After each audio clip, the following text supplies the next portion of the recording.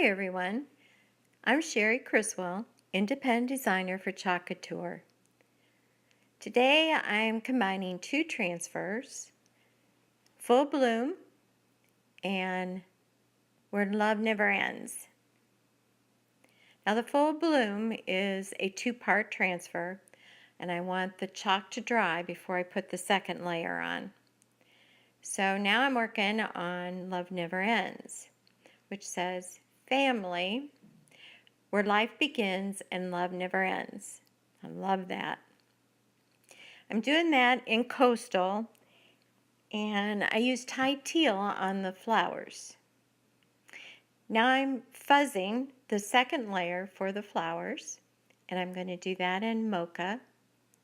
And fuzzing again is just trying to get some of the stickiness off because you don't want to pull the first layer of chalk off.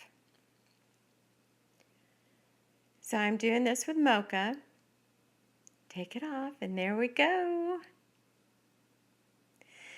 So if you would like to shop or see some more, or even join and be a designer like me, just go to cherriecriswell.chalkcouture.com.